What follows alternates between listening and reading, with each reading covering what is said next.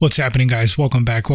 It's been a minute, but here we are. Let's get into Tony Ferguson versus Paddy Pimblett.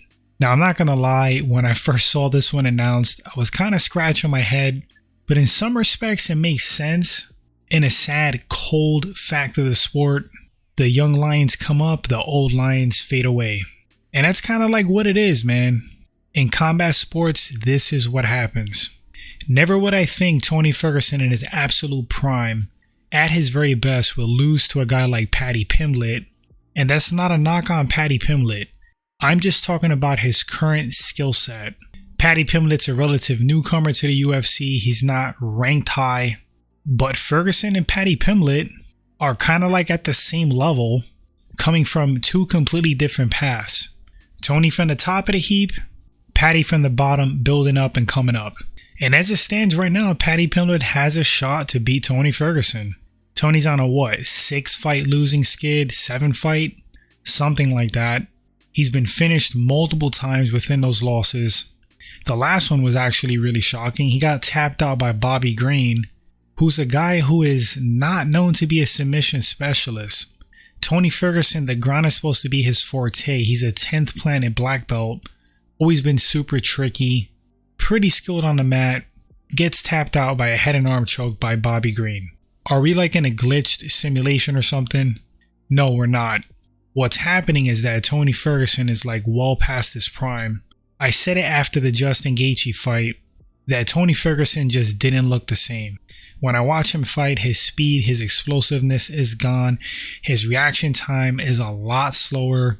His durability is not the same. There's a lot going on there, man. I'm truly worried for Tony Ferguson. He's a grown man. He's a warrior. He's a legend in my book. So who am I to tell him when to hang it up? But I kind of hope he does. I think Tony at his best, one of the best to ever do it. He was on an insane run. I think it was like a 12-fight win streak. Got some great wins on his resume. Some pretty gnarly finishes. Tony was on fire at one point. I'd say at his peak, one of the best lightweights to ever do it. Now, talking about how these guys match up right now, Paddy Pimblett has a lot of work to do. He's definitely growing. He needs to tighten up a bit. He looks sloppy out there, but that's kind of like his style. He flows, especially in the stand-up department. I think he has a pretty formidable ground game when he uses it. I think he has a great chin. He's very tough. He's a lot fresher than Tony Ferguson. They probably have comparable knockout power. I'm not sure if present form Tony could beat Paddy Pimblett. That's crazy for me to say that out loud. I think Tony at his best would have cut through Paddy Pimblett like a hot knife through butter. But I think present day Tony's going to be too slow. I could see him getting pieced up on the feet. But what's good for Tony is that Paddy's sloppy and Tony does have knockout power. He could stun you and rock you. So maybe in one of those exchanges he can catch Paddy Pimblett, get him out of there. You never know. I'd give the edge and stand up to Paddy Pimblett just based off of the youth, being fresher, being faster, more explosive. Technique wise, I mean, Tony Ferguson throws a variety of things on the feet. I wouldn't say he's technical per se, more so on not being. If anything, I think Paddy Pimblett's more technical, but he gets wild and crazy on the feet. So I'm going to say in a stand up 60-40 Paddy Pimblett. As far as the ground game, this might be Tony's best bet to win, but I don't know, getting tapped out by Bobby Green, that's not a good sign. If Bobby Green tapped out Tony, it's very probable that Paddy Pimblett could do it, especially if he rocks Tony or gets him tired. Beat up, I should say. I don't see anything crazy, maybe like a rear naked choke, guillotine choke on Tony, from Tony shooting in on a sloppy takedown. I'm not even sure Tony could get Paddy Pimblett down at this point. Can Paddy take Tony down? Yeah, I think he can right now. Who's more skilled on the ground? I think they're comparable. I might even give the edge to Paddy Pimblett.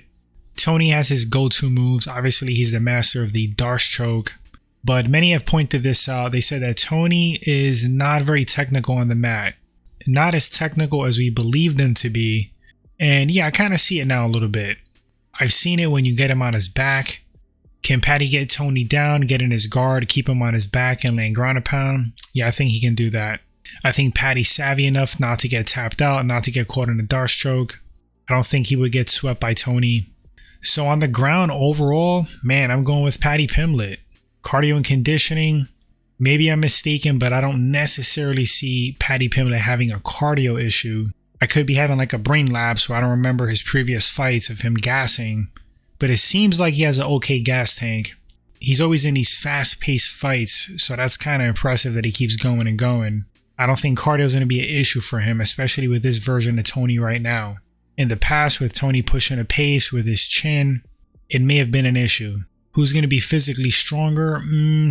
I think old man strength is a thing. Maybe Tony Ferguson. I don't know, man. All in all, leaning towards Paddy Pimblett. Wouldn't shock me if he finishes Tony via strikes on the feet. Yes, I'm saying knockout. And it wouldn't shock me if he taps Tony out. I just think Tony's too slow right now. I think his reaction time is not there. I don't think he has the same durability. Not sure if his head and heart is in it fully. Yeah, guys, I think Tony's pretty past it. All respect to Tony Ferguson. I think he's a legend. But I'm picking Paddy Pimblett to win. I'm going to say like 65-35. Can Tony pull it off? It's possible. I hope he does. I hope he wins, then hangs it up. But the thing is, if he wins, he's probably going to want to keep fighting. So, I don't know, guys. The main factors for me are going to be Paddy Pimblett's youth, his speed, his reaction time, just being fresher. Not necessarily a big skill gap. Tony's just looking too damn slow. But guys, let me know in the comment section, who do you think takes this fight? Were you shocked by the booking? Do you think it makes sense?